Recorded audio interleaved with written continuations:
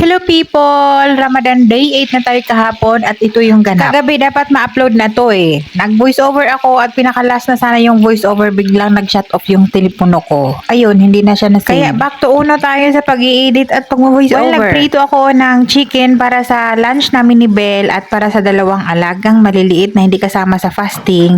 Naglaga tayo ng 2 pirasong beetroot. Para naman yan sa salad at kasama itong malaking sweet potato. Ang laki ng sweet potato na nabili. 4 na piraso nga yan pero yung isang piraso lang yung nagamit ko at kalahati lang din yung nilagay ko sa salad. Sobrang dami. Yung sweet potato na yan, dinice ko lang yan ng maliliit. Nilagay natin sa baking pan. Ayan, binawasan ko dahil sobrang dami. Pagka niluto ko yan lahat, masasayang lang. Ibibake natin yan sa oven. Naglagay ako ng konting olive oil at paminta. Ibibake natin yan until mag-soft. Sinaglit ko munang asikasuhin yung aming lunch para makakain muna kami ni Belle at hindi tayo malipasan ng kuto. Yung ulam namin dyan, piniritong manok, asin lang yung nilagay, and then pinirito. Request yan ni Basma, umaga pa lang tinanong ko na siya. Request yan, pero hindi rin siya kumain. Sa pagod siguro galing ospital at sa mga gamot na rin. Yung tuwing Ramadan, dito sila kasama namin ni Belle kumain, pati yung punsong alaga.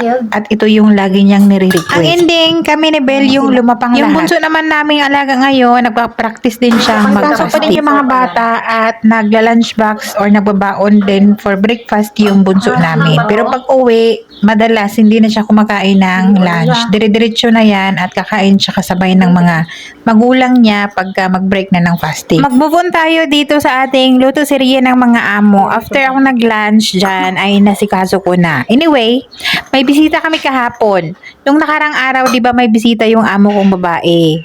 And ito yung natira kasi nga na-cancel yung kain ng amo kong lalaki dito sa bahay nung nakarang araw. So, isang Pyrex, yung hindi ko naubos, balutin nung OC. OC, di ba yung pagkain nun? So, sinuggest ko yan sa amo na since na may bisita siya ngayon, magpinsan lang naman, mga pinsan lang naman yung bisita.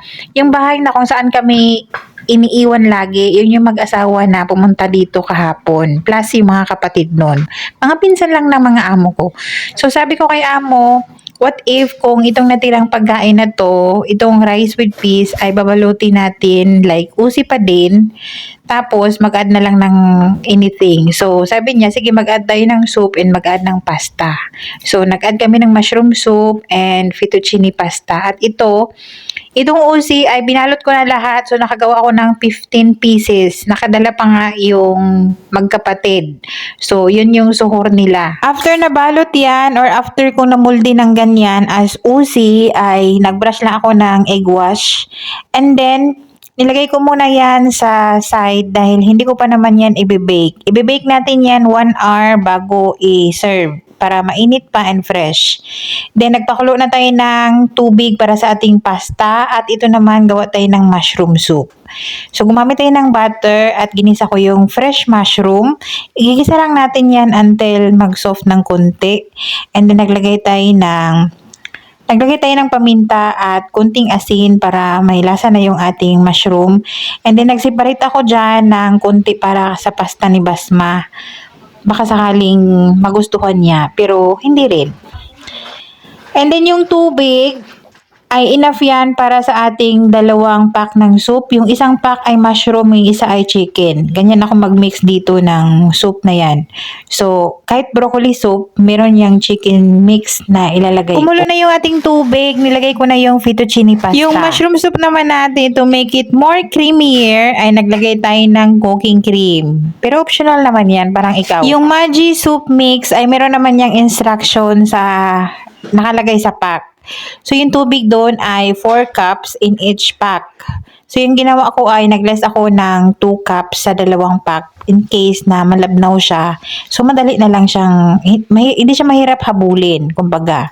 And then, dito naman tayo sa ating fettuccine pasta. So, gumamit tayo ng butter, nagisa tayo ng bawang, and then naglagay ko na yung chicken strips. Sa pangpalasa, naglagay ako ng isang broth cubes, and naglagay tayo ng paminta, and then naglagay tayo ng cooking cream.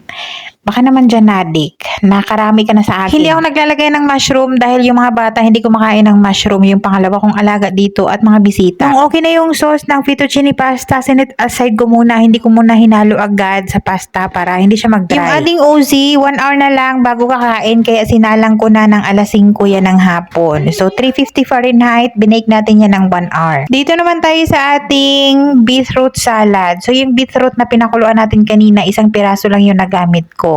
Tinanggalan natin yan ng skin and then hiniwa natin yan ng dice. Like yung ginawa ko sa ating sweet potato na nilagay sa oven. While ginawa ko yan, dahil 1 hour na lang bago kakain yung mga amo, yung mga mantika, naka-preheat na, yung ating soup, naka-low heat na, ready na yun. Tapos yung ating mga serving dish ay naka-prepare na din. Wala tayong pa-sweets kahapon dahil sabi ni amo, yung mga bisita yung magdadala. So ganito sila dito. Kagaya sa amin kung doon kami kakain sa ibang bahay, meron kaming something na madadala. It's like appetizer or salad or yung sweets. Pandangan sa gilid ko. Kita ka. 1, 2, 3. Smile! So, meron akong dalawang bisita si Gemma at si Marlene. Yun yung mga nanay ng mga pinsan ng alaga ko. Continue tayo dito sa ating salad. So, yung leaves na yan ay spinach at ginger or arugula leaves. So, pinaghalo lang yan. Tapos, yun na. Pareho lang yan ang itsura, no? Kaya sinabi nyo na, hindi po yan spinach, ginger yan. Kayo na talaga. So, ayan. Hinalo ko lang lahat yan kasama yung ating beetroot at yung ating sweet potato na na-bake natin. And then nagtap lang ako ng walnuts. Yung walnuts pala ay niroast ko yan ng konti para lumabas naman yung kanyang flavor. Then yung sauce naman, isi-serve yan na aside. Hindi yan hinahalo. Yung sauce naman nito ay pinaghalong lemon. Tamang kutob-kutob lang, okay? Lemon, olive oil, naglagay ako ng mustard, naglagay ako ng honey, naglagay ako ng balsamic vinegar ng konti, naglagay tayo ng black pepper and salt, naglagay tayo ng mga 2 tablespoon ng yogurt, and dapat may garlic yan, kaso lang yung amo kong lalaki ay hindi pwedeng kumain ng fresh garlic pagka Ramadan kasi nga pupunta sila ng masjid or yung simbahan nila at ayaw nila yung maamoy yung bunganga nila ng fresh garlic. Dahil meron tayong uzi or rice with peas, itong cucumber salad ay hindi pwedeng mawawala. So, meron akong cucumber yogurt salad nung nakarang araw dahil may bisita yung amo kong babae at the same lang yung pagkain, kaya lang hindi na siya fresh kaya gumawa ako ng new. So, shredded cucumber yogurt, dapat may garlic yan kaya nagseparate ako ng walang garlic para sa amo kong lalaki at para sa isang amo na bisita and then the rest nilagyan ko ng garlic. And naglagay tayo ng dried mint leaves at asin. Then yung ating shairia soup nung nakarang araw, marami ding natira kaya ipapainit din yun ni amo. Dalawa yung ating soup kahapon. And then, hindi ko na pinahintay na mag-adan or mag-break sila ng fasting or mag-prayer call yung kanilang simbahan dito. Kaya, nagsimulan ako nagprito ng sambusa dahil medyo marami yung ating sambusa. Dalawang salang tayo ng ating sambusa para hindi tayo maggahol sa oras at tama lang yung apoy. Kasi nga, yung ating sambusa hindi pwede yung sobrang init at hindi din pwedeng sobrang lamig yung mantika. Kasi pag malamig yung mantika dyan at nilagay natin, magiging more oily yung ating sambusa. Pagka mainit naman, madaling masunog yung wrap. Yung dalawang soup sa mga oras na yan, pinainit ko kay Belle at kay Gemma doon sa kabilang kitchen para magkasya dahil hindi na magkasya sa tong burner. So, ready na yung ating sambusa, ready na yung mga salad, ready to serve na yun. At ito na yung ating fettuccine pasta. Hinuli ko talagang ilagay yung pasta kasi nga madali lang yan mag-dry. At yung uzi natin, sakto lang yung pagkaluto, right on time. So, i-serve natin yan. Isang serving lang. Dapat 2 plato yan. Kaso lang, wala nang space sa ating dining table. Tapos, yung ating shahriya soup, isi-serve dapat yung mga soup ng mainit pa. Sinunod nang i-serve yung fettuccine pasta, yung taga-serve dyan, yung mga bisita namin, tapos si Belle din, sila nang bahala dyan pagkatapos ng naluto. Okay na yan, sila na yung naghahati doon sa dining table. Yung ating mushroom na siniparit natin kanina, nilagay ko yan sa pasta para yun kay Basma, pero hindi rin siya kumain. Kumain siya ng pasta na walang mushroom. At dito nagtatapos yung ating vlog. Thank you so much for watching. Okay na to.